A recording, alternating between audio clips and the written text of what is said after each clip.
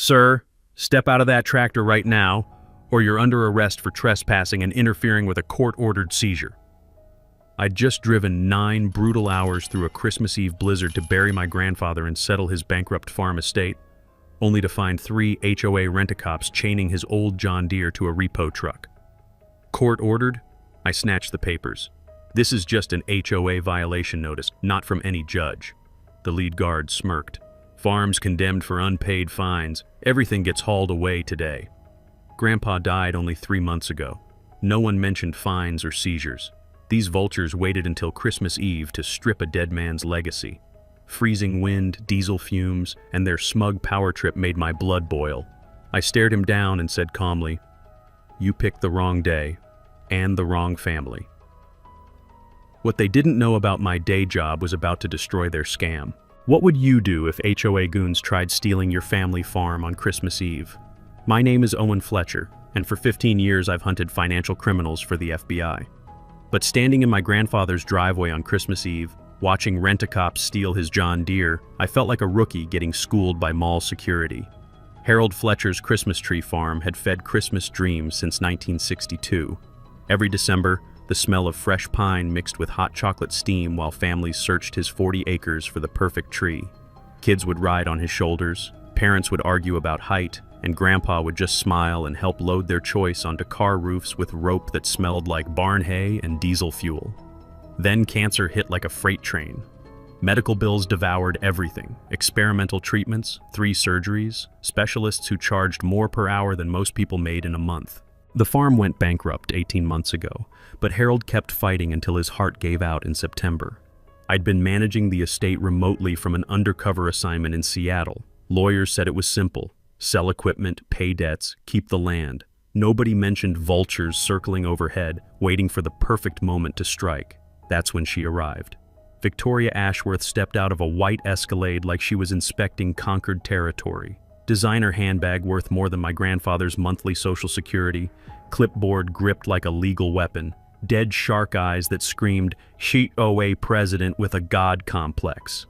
Her vanity plate, community standards, because subtlety is apparently dead and buried next to common decency.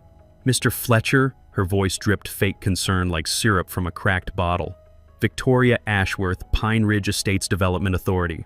We have a situation that requires immediate attention. She thrust a folder thick enough to choke a horse. The pages rustled like dried leaves as I flipped through surveillance photos, violation notices, and bills that made my federal salary look like pocket change.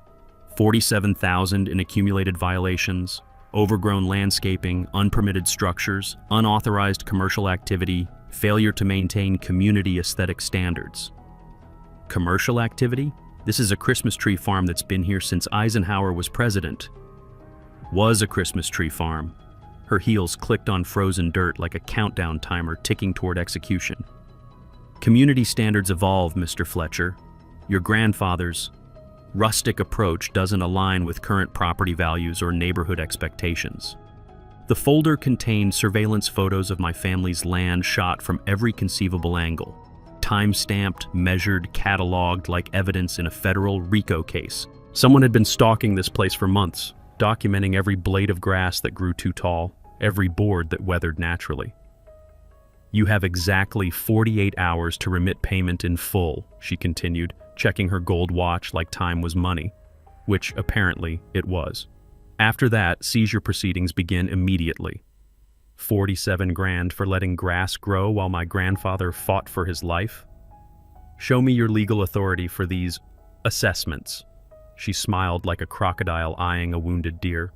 Emergency community protection powers, Mr. Fletcher. When significant investments are threatened by neglect, we're authorized to act decisively. Her perfume, vanilla mixed with pure entitlement, battled the diesel fumes from her repo truck.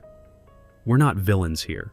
We're protecting what honest, hardworking families have invested in this community. I surveyed her version of honest, hardworking families. Cookie-cutter McMansions squatting on former rangeland like suburban tumors.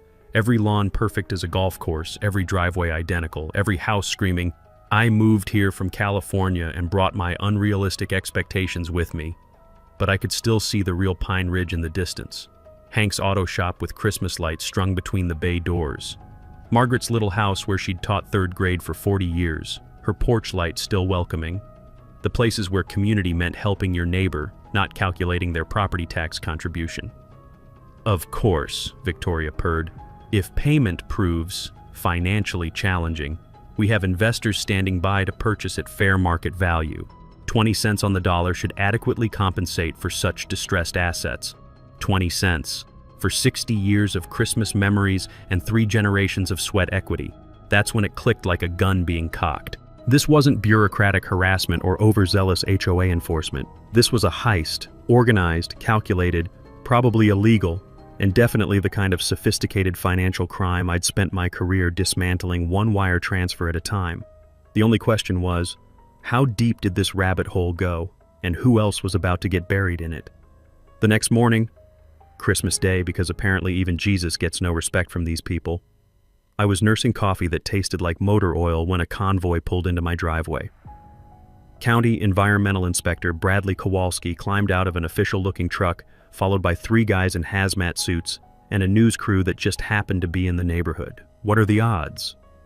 Environmental emergency assessment, Kowalski announced, waving paperwork like he was serving a federal warrant. Anonymous tip reported potential soil contamination from illegal agricultural chemicals. Illegal agricultural chemicals? Grandpa used about as much chemistry as a kindergarten art class. I need to see your credentials, I said, pulling out my phone to photograph his badge. The name looked familiar, but I couldn't place it immediately. Kowalski started pointing at the old fertilizer shed like it was Chernobyl. Immediate hazmat cleanup required. $85,000, payable within 72 hours, or the property gets condemned. 85 grand, on top of Victoria's 47. During Christmas weekend, when every court in the state was closed. That's when the news crew swooped in like vultures on roadkill. Channel 7 News. Sir, how do you respond to allegations that your family farm has been poisoning the local water supply? The same well that had tested clean every year for 6 decades? The reporter's aggressive tone made my teeth clench, but something else was bothering me. While she shoved the microphone in my face, I kept staring at Kowalski's signature on the paperwork. Then it hit me like a freight train. Oregon, 2022. Developer kickback scheme.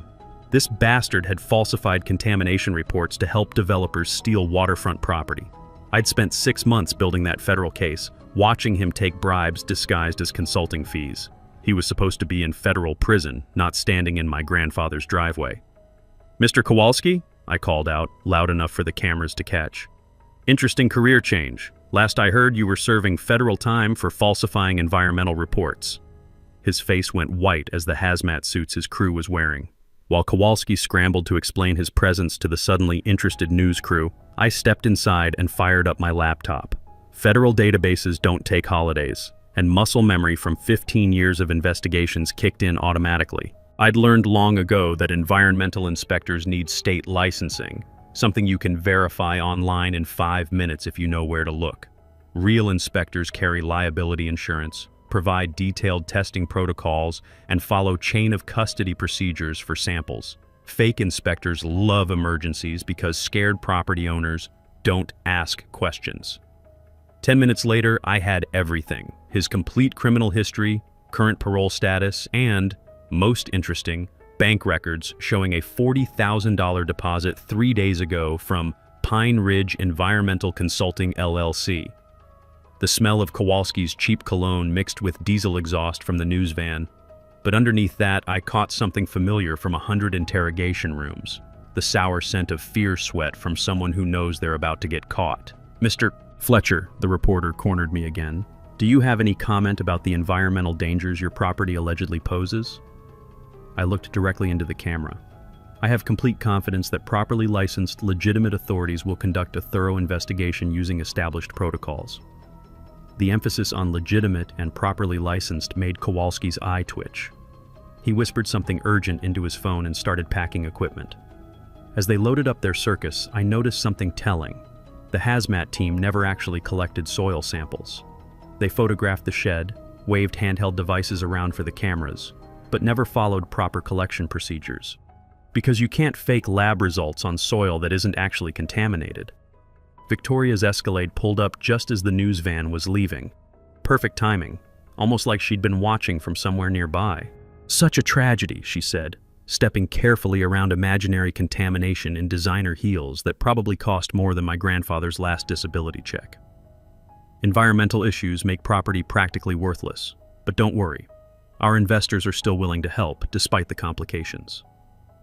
"Mrs. Ashworth," I said, scrolling through my laptop screen, "I'm curious about Pine Ridge Environmental Consulting. Your company paid Inspector Kowalski $40,000 3 days ago." Her smile could have frozen hell. "I'm sure I don't know what you mean." "Federal conviction for environmental fraud, currently on parole, just received payment from your consulting firm. That's quite a coincidence." "Mr. Fletcher, I think grief may be affecting your judgment." "No grief here, just professional experience with environmental fraud cases." I held up the screen showing Kowalski's criminal record. "Did you know hiring convicted felons to falsify government reports is a federal crime? RICO conspiracy if it's part of a pattern." Her face went pale as Christmas snow. She clicked back to her car without another word, but I caught her frantic phone conversation through the window. Someone was about to have a very uncomfortable discussion about operational security. As her taillights disappeared, I realized this wasn't just local corruption. This was organized crime with federal implications. And they'd just made the mistake of running their scam on someone who knew how to build federal cases. Time to see how deep this rabbit hole went. By December 26th, Victoria's little operation had kicked into overdrive. I woke up to find my mailbox stuffed with 31 separate violation notices, each one more creative than a Hollywood scriptwriter having a breakdown. Unauthorized agricultural structures. Commercial activity without retail permits. Failure to maintain aesthetic community standards. My personal favorite, unlawful storage of vintage farming equipment. Apparently my grandfather's 1960 John Deere was now a neighborhood eyesore that threatened property values. Each violation came with its own fine, $500 here, $2,000 there. By the time I finished reading, they were demanding $23,000 in retroactive business licensing fees for Christmas tree sales dating back to 2019. The smell of fresh ink on the notices mixed with my morning coffee, which was starting to taste like liquid stress. I spread the papers across the kitchen table like evidence files, which, I was beginning to realize, is exactly what they were becoming. Then my phone rang with the kind of cheerful professionalism that usually precedes bad news. "Mr. Fletcher, this is Jennifer Walsh from Cascade Collection Services. We've been retained to collect on your outstanding HOA obligations. Our records show you're currently $112,000 in arrears." $112,000. Yesterday it was 47 plus 85. Apparently mathematics worked differently in Victoria's parallel universe where 2 plus 2 equals whatever number gets you the farm. "I'm going to need documentation of these alleged debts." "Sir, documentation was provided. We're calling to arrange immediate payment or discuss asset seizure options. We can accept cash, certified funds, or begin repossession proceedings within 24 hours. Asset seizure on the day after Christmas. These people had hearts carved from pure concrete and souls leased from a payday loan company. "What's your legal authority for asset seizure?" "We're fully authorized by our client. I should mention that your bank accounts have been flagged for protective review pending resolution." They'd frozen my accounts, without a court order, during Christmas weekend. That's when my federal training kicked into overdrive. While Jennifer droned about payment options, I opened my laptop and started pulling threads. Cascade Collection Services, registered in Delaware 3 months ago, right after Grandpa's death. Registered agent, Pine Ridge Environmental Consulting. Victoria's environmental scam was also her collection racket. But here's where it got interesting. Pine Ridge Environmental was owned by Mountain View Development LLC, which belonged to Pristine Valley Holdings, which ultimately traced to Ashworth Family Trust. Victoria hadn't just created a shell company.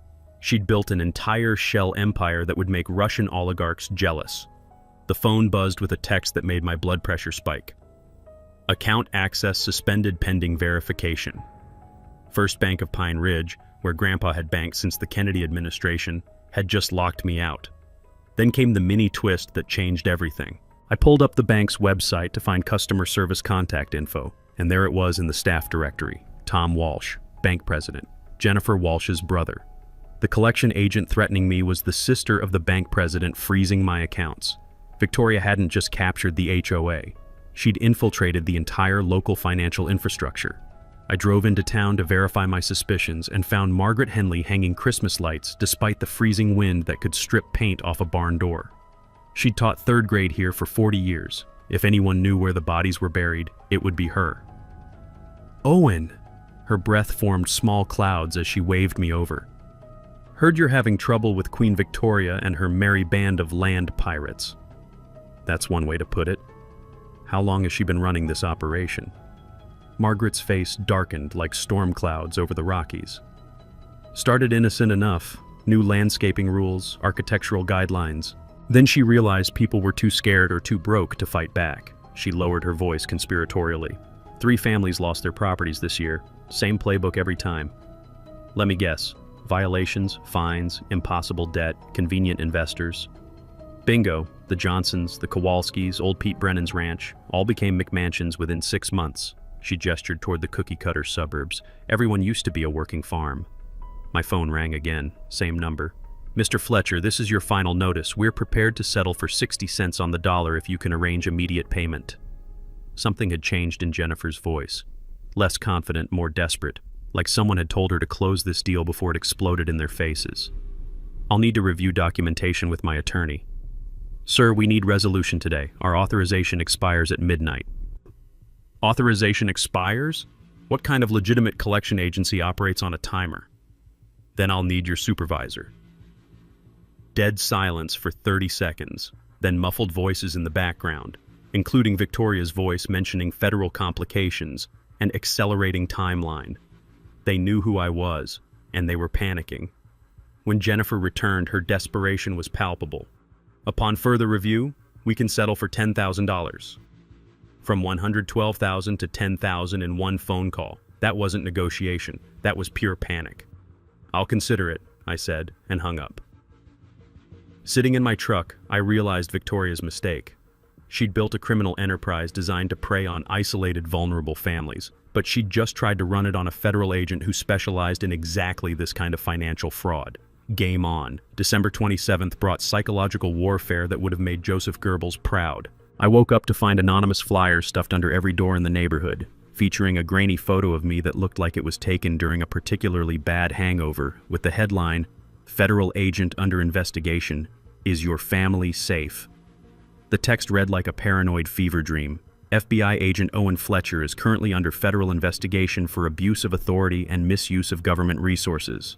Sources confirm he's using Pine Ridge as a base for illegal surveillance operations targeting innocent families. Protect your children. Demand answers. Anonymous sources. Right. The same anonymous sources who probably drove a white Escalade and answered to your majesty. My phone started buzzing before I finished my first cup of coffee, which was beginning to taste like liquid anxiety mixed with a dash of impending doom. Mr. Fletcher, this is Carol Bentley from Maple Street. We're organizing a Pine Ridge Safety Committee meeting tonight to discuss your situation. My situation? The allegations. We simply cannot have federal agents conducting surveillance operations in a family neighborhood. Think of the children. Think of the children. The universal battle cry of busybodies who've never had an original thought in their lives. By noon, I'd fielded 15 calls from concerned citizens demanding everything from background checks to complete relocation. Victoria's whisper campaign was spreading faster than gossip at a church potluck. The real masterpiece came when I drove to Hank's auto shop. The familiar smell of motor oil and honest work usually cleared my head, but today something felt wrong. No cheerful wave from under a hood, no radio playing classic rock, just uncomfortable silence thick enough to cut with a wrench. I found Hank in his office, drowning in paperwork and looking like he'd aged a decade overnight. "Owen," he said without meeting my eyes, "I can't work on your truck anymore." "Engine trouble?" "Nothing wrong with your truck." His voice carried the weight of a man being forced to compromise his integrity. "It's the business. All my commercial accounts got calls yesterday, something about liability concerns working with someone under federal investigation." The economic pressure campaign had moved beyond isolation. They were targeting anyone who might help me, turning basic commerce into loyalty tests. "Hank, you know that flyer is complete bullshit." "Course I know." He finally looked up, frustration and anger warring in his weathered face. "But I got 3 kids, a mortgage, and half my income comes from those McMansion folks. They made it crystal clear, support you, lose their business." Walking back to my truck, I noticed something that made my federal prosecutor instincts start tingling. The flyer paper had a distinctive texture, the same high-quality stock used for campaign materials. More interesting was a tiny printer's mark in the bottom corner, CCS 2025. CCS, Cascade Campaign Services, the same Cascade as the collection agency. Victoria wasn't just running multiple scams, she was using the same infrastructure for all of them. I spent the afternoon in Grandpa's study, cross-referencing business registrations with my laptop, while the afternoon light filtered through windows that hadn't seen this much investigative action since he researched seed catalogs. What I discovered was political corruption that made organized crime families look like amateur hour. Cascade Campaign Services had printed materials for every local election in the past 4 years. County commissioners who fast-tracked Victoria's permits, school board members who approved her rezoning requests, ballot initiatives that expanded HOA authority beyond all reason. She hadn't just captured the local economy, she'd been systematically purchasing democracy one election at a time. Here's something they don't teach you in civics class. Using campaign resources to print anonymous attack materials is federal election fraud. And coordinating those attacks with collection agencies and development schemes? That's RICO conspiracy with a federal bow on top. My phone rang around 5 p.m. Unknown number with that particular tone that screams, "Reporter looking for blood." Agent Fletcher, Rebecca Martinez, Channel 12 Investigative Unit. We're following up on reports of unauthorized federal operations in Pine Ridge. Care to comment? The rumor had evolved from surveillance to full rogue agent status. Victoria's telephone game was more effective than a viral TikTok video. Ms. Martinez, I'm here settling my grandfather's estate. Nothing more interesting than probate paperwork and family memories. But you are an active federal agent conducting operations? Classic media trap. Answer yes, confirm their narrative. Answer no, commit lying to press. I'd love to discuss my grandfather's 60-year history of serving Christmas tree customers. Want to interview families who've been coming here since the Eisenhower administration? Dead silence. Clearly not the federal conspiracy angle she'd prepared for. We're more interested in the investigation reports.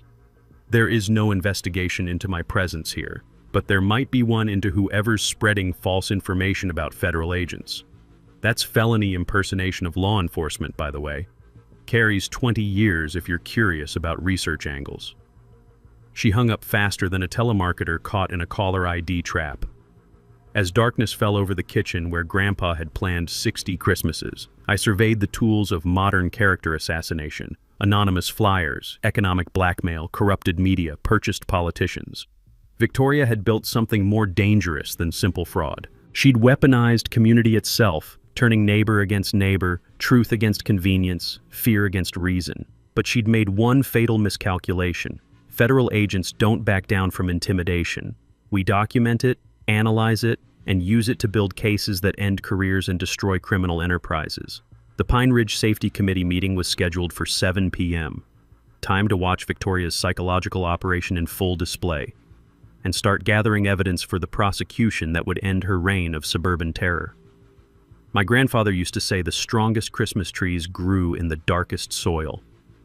Tonight I was about to discover exactly how toxic Victoria's soil had become.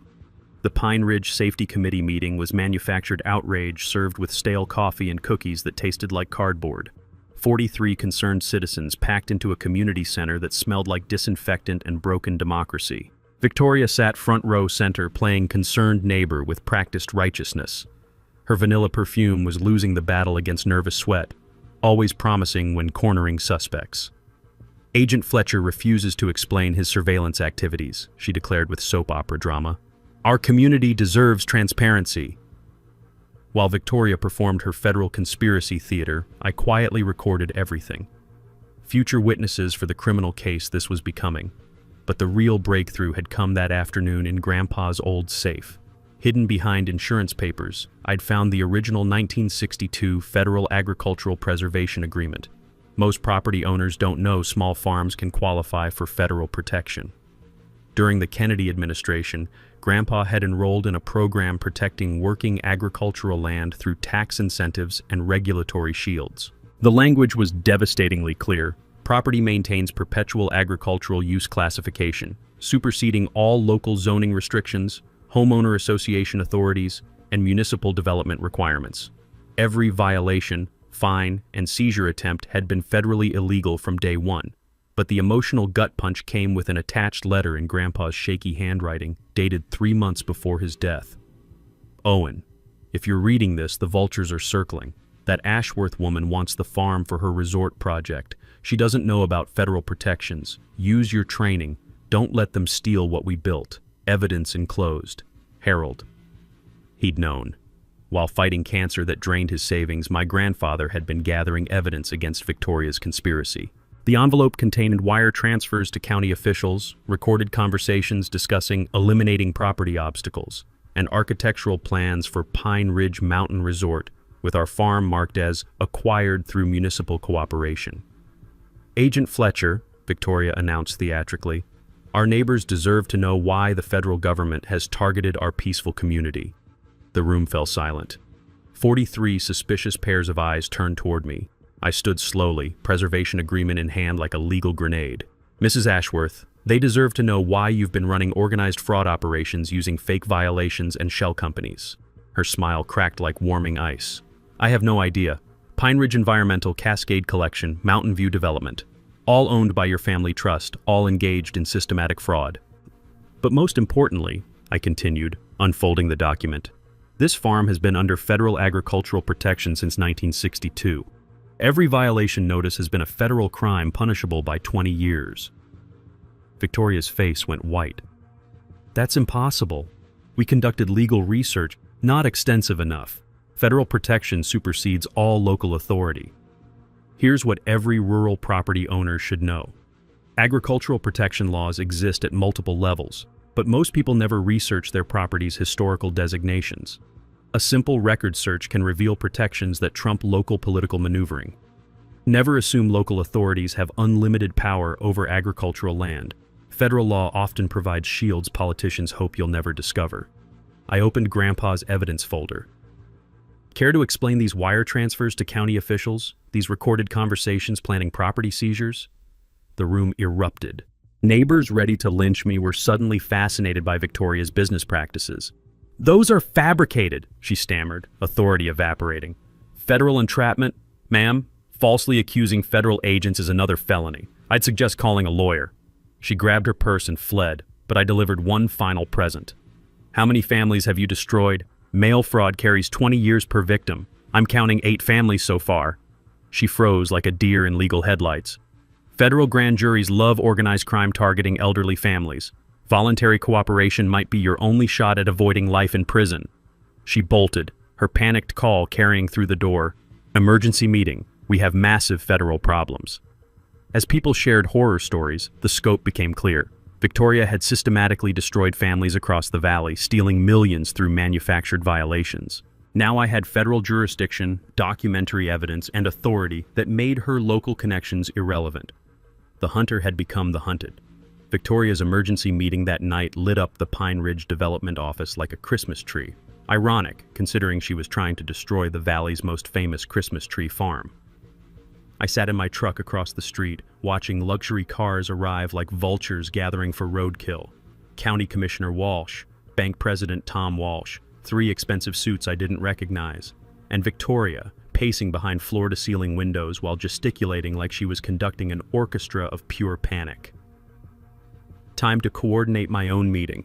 I spent the next morning on encrypted calls with FBI Financial Crimes Division in Seattle. Agent Sarah Sterling, my former partner, nearly choked on her coffee when I explained the situation. You stumbled into a RICO conspiracy while settling your grandfather's estate? They targeted federal protected property and didn't expect the owner to fight back with federal resources. How many victims? Minimum 8 families. Wire fraud, mail fraud, money laundering, civil rights violations. Conservative estimate, $12 million in damages. Sarah whistled low. This could be our biggest rural fraud case. You want task force support? I want federal arrest warrants ready for simultaneous execution. These people have deep local connections. Move on one, the others disappear. Give me 48 hours. And Owen, don't do anything stupid. Too late for that advice, but I appreciated the sentiment. While waiting for federal cavalry, I had community preparations. Victoria's conspiracy relied on isolation, targeting vulnerable families, cutting community support, manufacturing legal emergencies that prevented organized resistance. Time to flip that script. I called Margaret Henley first. How would you feel about hosting Christmas Eve service at the Fletcher farm? Owen, that would be wonderful. Harold always dreamed of Christmas service in the old barn. This community needs to remember what Christmas actually means. I'll call Pastor Williams immediately. Next, Hank's auto shop. Despite economic pressure, Hank answered immediately. I can't work on your truck. I'm not asking for repairs. I need contractors willing to donate hours making an old barn safe for Christmas service. Silence. Then, how many contractors you need? Enough for lighting, heating, basic structural safety, pro bono community work. Give me 2 hours. By noon, I had commitments from 12 contractors, the Historical Society, local businesses donating supplies, and 3 church choirs. Word spread through the old Pine Ridge network. Families who remembered when community meant more than property values. The real masterstroke came when I called Channel 12 News. Ms. Martinez, Owen Fletcher, still interested in federal operations in Pine Ridge? Agent Fletcher, absolutely. How about this angle? Federal agent honors grandfather's legacy with community Christmas service at historically protected farm threatened by development fraud. Development fraud? Ma'am, I'm about to hand you the biggest local corruption story of the year. Federal charges against county officials, systematic property theft, organized conspiracy targeting elderly families. We'll be there tomorrow morning. Federal cases are beautiful for their documentation trails. Every wire transfer, forged document, and shell company coordination leaves digital fingerprints. While building her criminal empire, Victoria had also been building her own prosecution case. That afternoon, I walked the barn where Grandpa had stored 60 years of Christmas memories. The smell of old hay mixed with pine resin from decades of Christmas trees, rough wooden beams that had weathered Montana winters since Eisenhower. This building had hosted school programs, weddings, community meetings, everything that made Pine Ridge actual community instead of just zip codes. Here's what rural property owners should know. Agricultural buildings often qualify for historical preservation status, providing additional federal protections beyond standard agricultural designations. Historical status can prevent demolition even under intense development pressure. Check your property's historical status.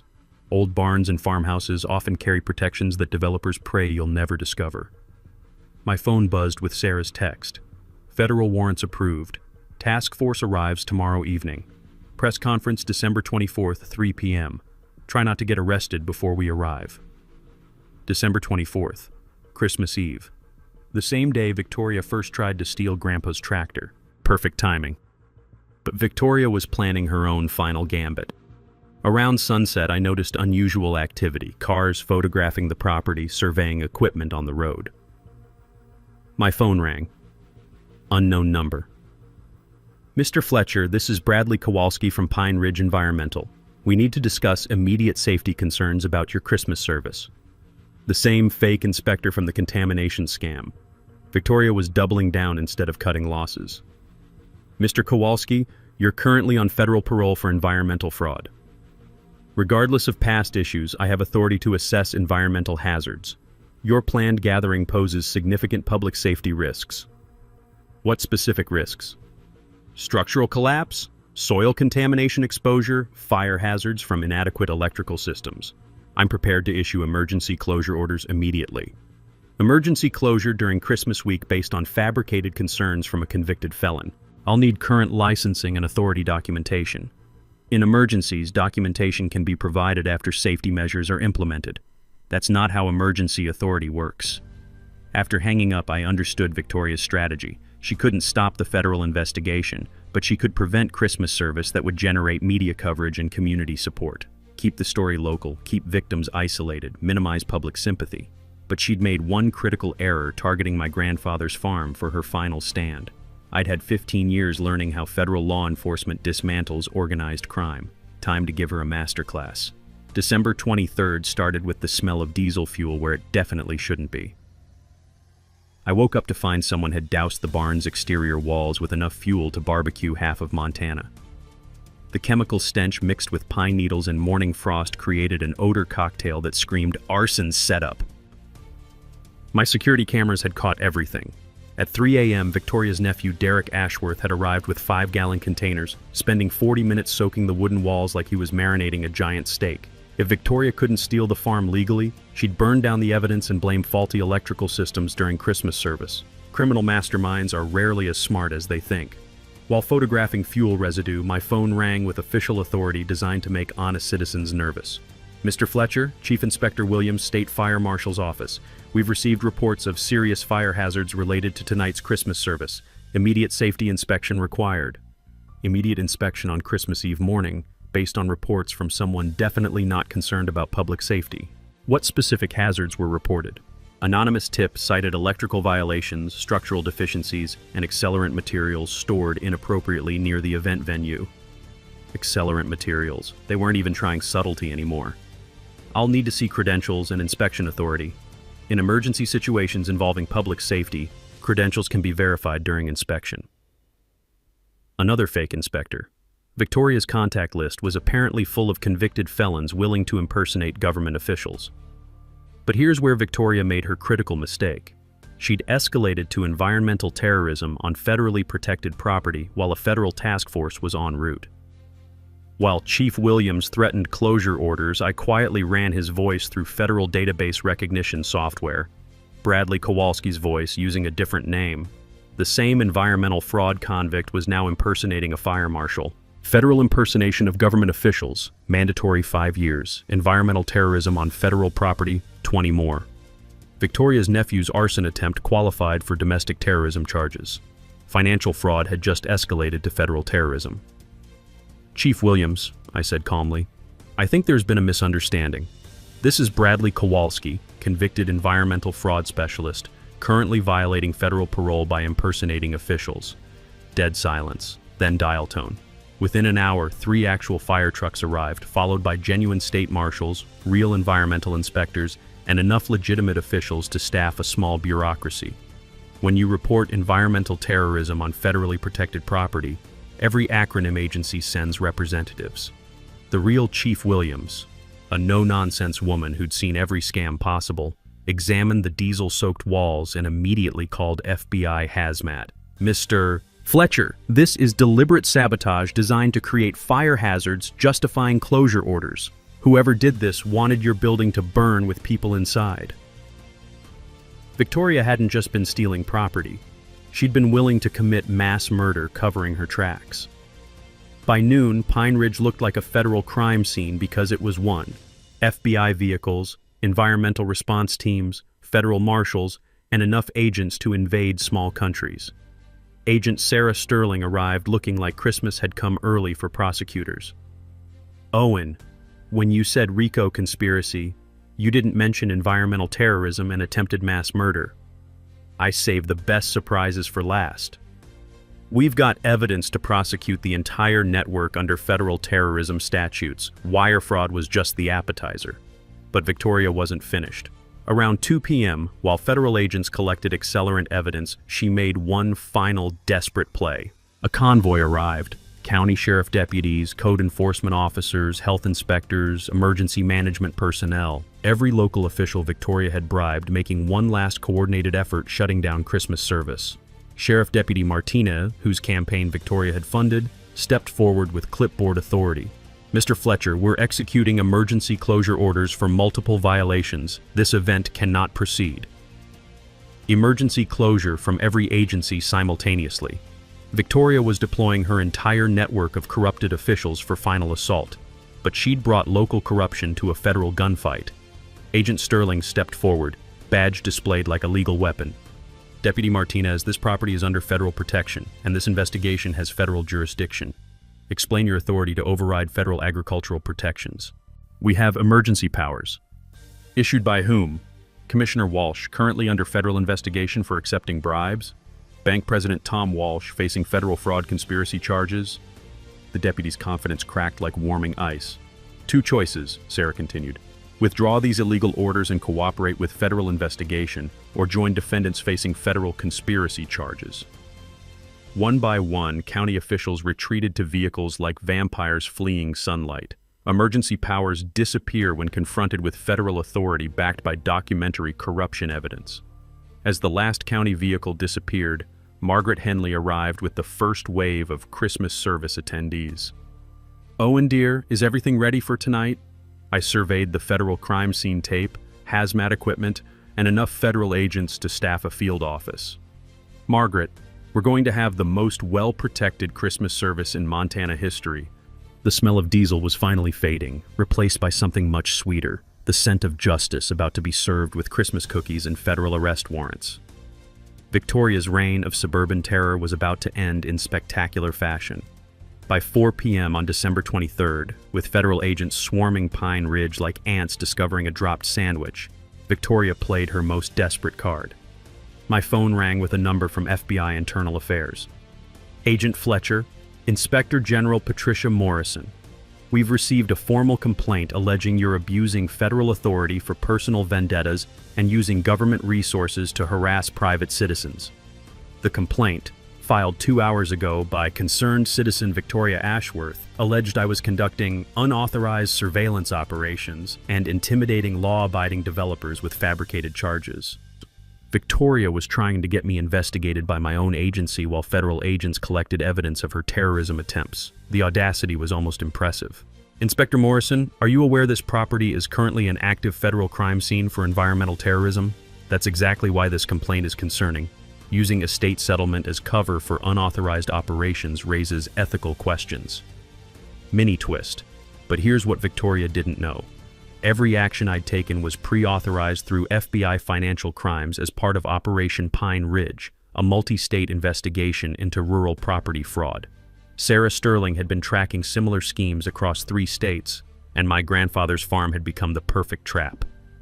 Inspector Morrison, Agent Sterling from Financial Crimes should have briefed your office about Operation Pine Ridge yesterday. Keyboard clicking. Then, according to records, you've been operating under full federal authority since December 22nd. This complaint appears to be witness intimidation by subjects under investigation. Victoria's internal affairs gambit had backfired spectacularly. Filing false complaints against federal agents is obstruction of justice with mandatory prison time. Around 5 p.m., as contractors finished barn preparations, a national news van arrived. Rebecca Martinez from Channel 12 had sold the story to bigger networks. Agent Fletcher, David Sterling, National Crime Network, were investigating reports of federal overreach targeting rural developers. Care to comment on allegations you've manufactured terrorism charges to protect personal property? National media. Victoria was framing this as government harassment of small business owners, perfect for political narratives about federal abuse. Mr.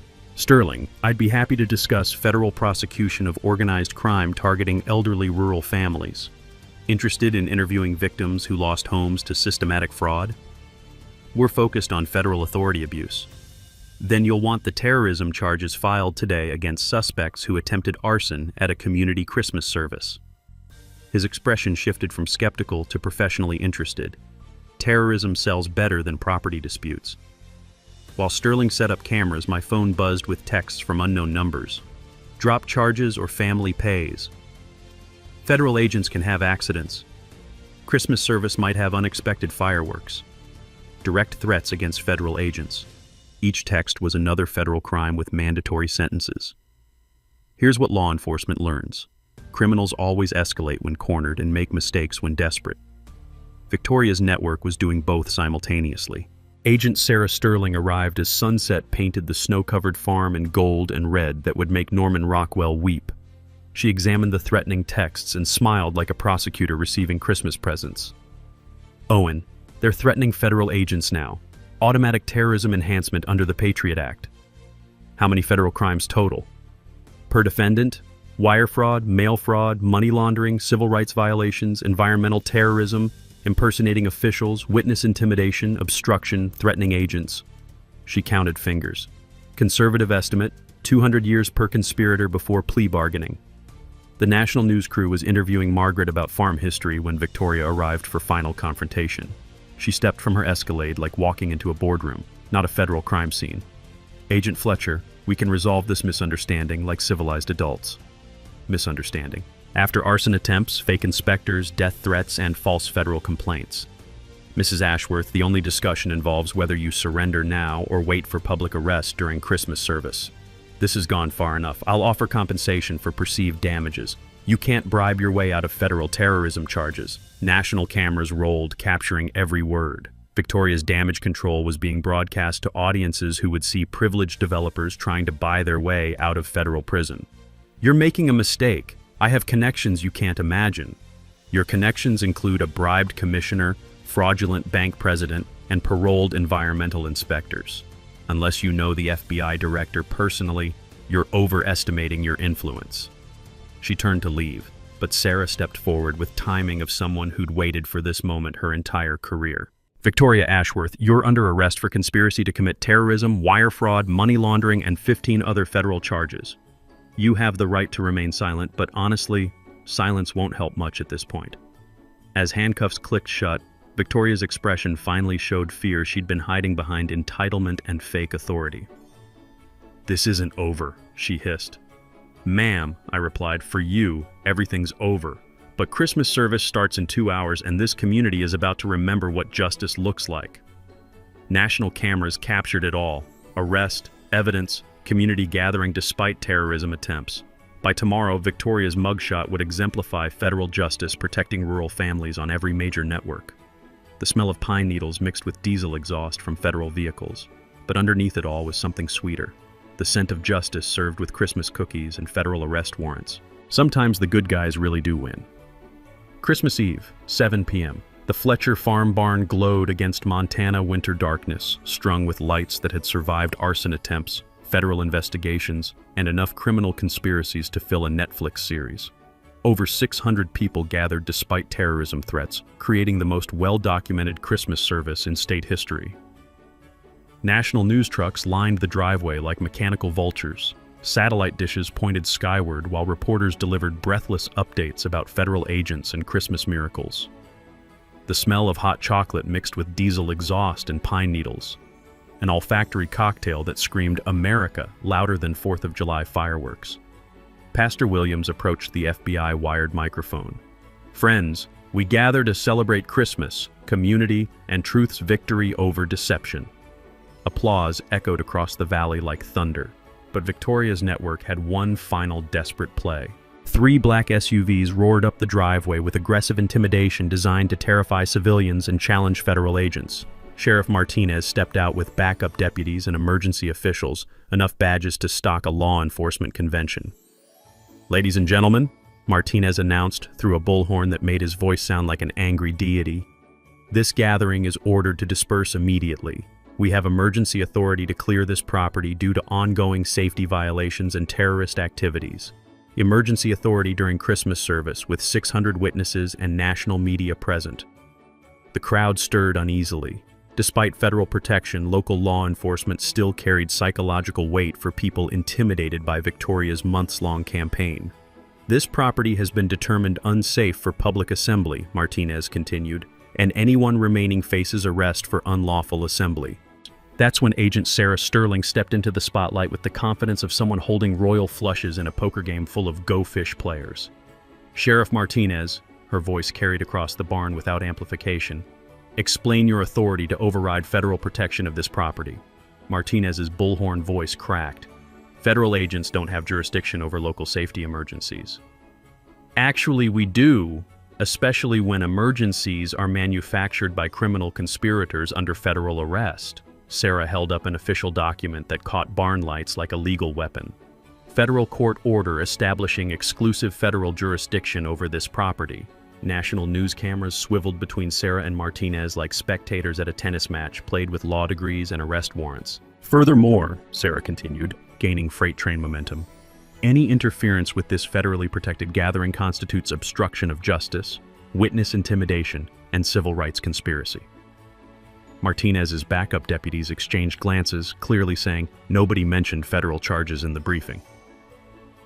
But the real mic drop moment came when I stepped forward with grandfather's preservation agreement and a folder thick enough to choke a horse. The federal revelation. "Sheriff Martinez, before continuing this charade, you should know every member of Victoria Ashworth's criminal network was arrested 2 hours ago by federal agents executing simultaneous warrants across 3 states. The crowd's murmur turned into excited chatter, better than any Christmas pageant they'd seen. County Commissioner Walsh, federal custody for accepting bribes. Bank President Tom Walsh, arrested for wire fraud conspiracy. Environmental Inspector Kowalski, Federal prison for impersonating officials. I flipped through arrest records like reading a Christmas wish list. And Victoria Ashworth, currently enjoying federal hospitality on terrorism, organized fraud, and 20 other felonies. Martinez's face went Christmas snow pale. That's impossible. I just spoke with Commissioner Walsh. You spoke with federal agents using Walsh's phone.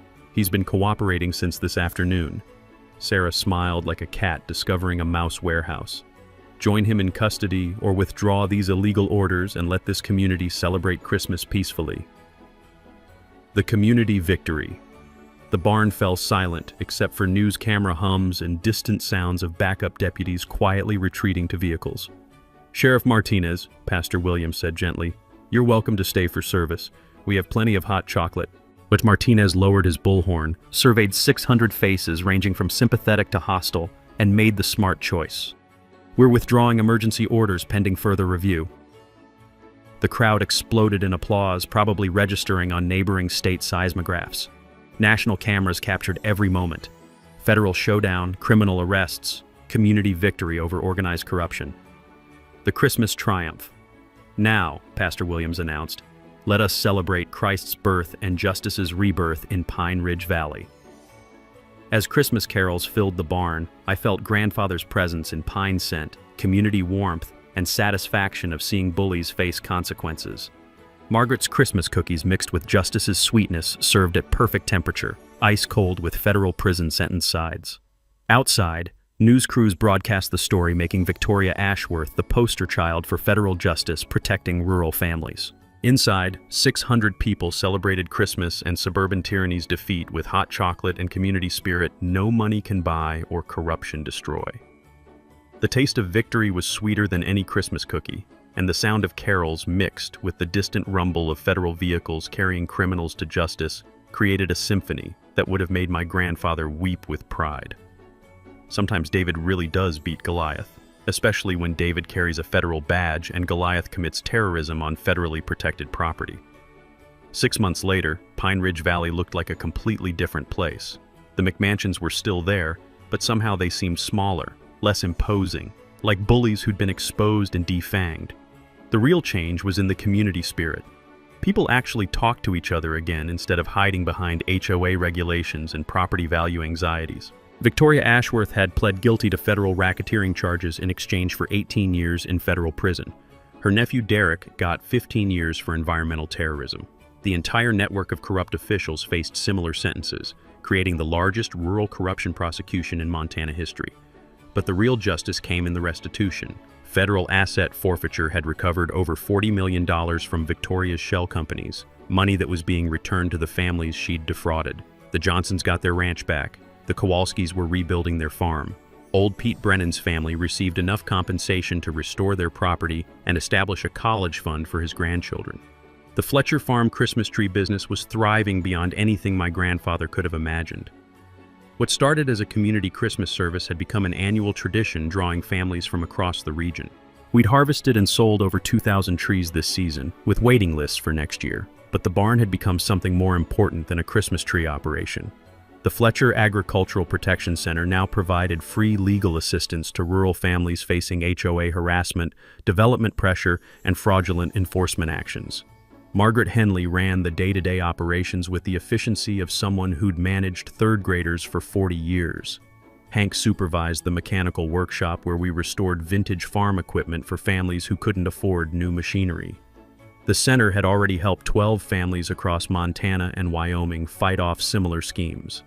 Turns out Victoria's operation wasn't unique. Rural property fraud was a growing problem nationwide, targeting elderly and vulnerable families with manufactured violations and impossible debt.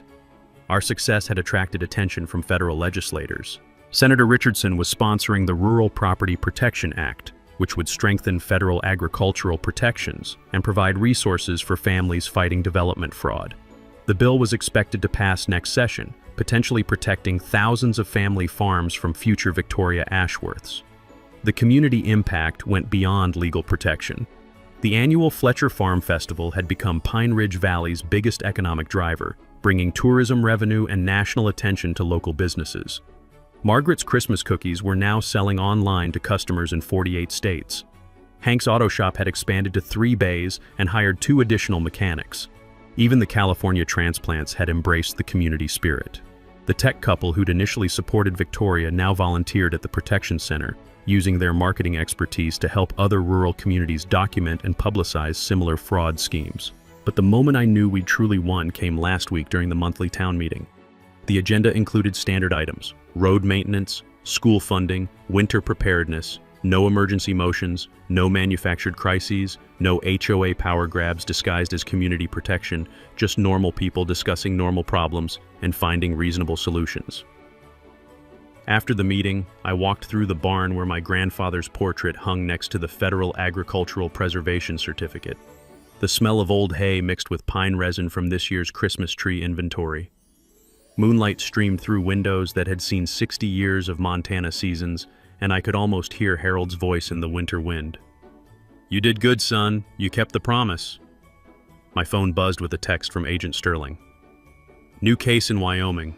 Developer using water rights fraud to steal ranch properties. Similar pattern to Victoria's operation. Interested in consulting?" I looked around the barn where everything started 6 months ago. The community had healed. The criminals were in federal prison. Justice had been served with Christmas cookies and constitutional protections.